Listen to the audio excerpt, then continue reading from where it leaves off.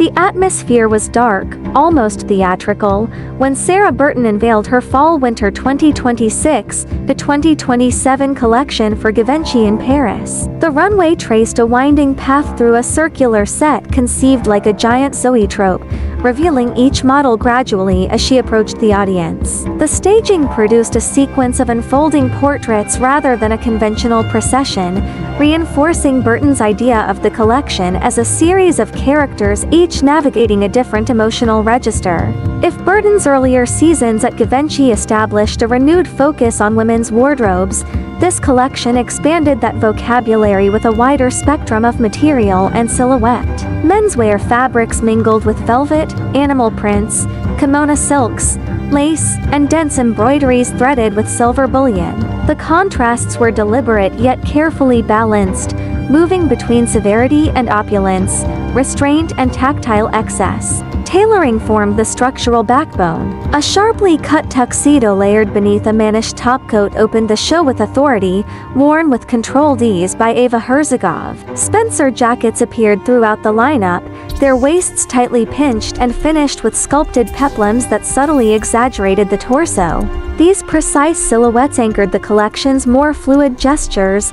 Velvet slip dresses sliced diagonally across the body, narrow leather skirts paired with textural knits, and coats that wrapped the figure with the comfort of robes while maintaining a composed line. Elsewhere, Burton allowed a freer, almost painterly sensibility to surface. One evening dress painted, embroidered, shredded, and fringed in layered strokes evoked the density of a Flemish still-life canvas brought into motion. Worn by Mona Tuggard, the piece captured the collection's fascination with garments as emotional landscapes rather than purely decorative objects. That painterly mood extended subtly to the styling. Head wraps devised by milliner Stephen Jones twisted simple t-shirts into sculptural turbans, recalling the quiet compositions of Northern European portraiture and echo of painters such as Johannes Vermeer. Several models appeared almost as if they had stepped out of old master canvases, their silhouettes defined by layered textures and controlled drapery. Material choices often carried personal resonance. Burton incorporated a decaying vintage kimono she had purchased when first arriving in Paris, its silk patterns translated into new garments with reverent irregularity. A yellow jacquard revived from an archival Givenchy collection by Alexander McQueen, with whom Burton worked for many years, was reintroduced as both homage and continuation. These gestures tied the collection to a lineage while allowing Burton's own sensibility to emerge more clearly.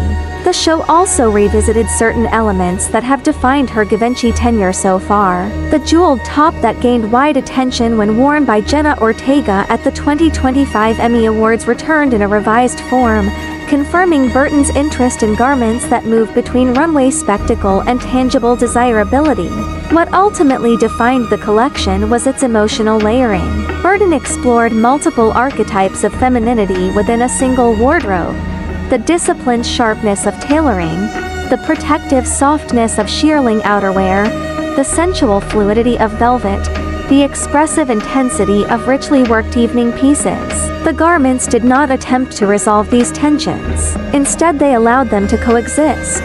The result was a collection that felt both intimate and expansive. At times, the multiplicity of references risked dispersing the narrative, yet Burton's control of cut and proportion kept the lineup grounded. In a season where many designers leaned towards stark minimalism, Givenchy offered something more textured and human, a wardrobe constructed from fragments of memory, craft, and personal symbolism, assembled into silhouettes that speak with clarity and conviction.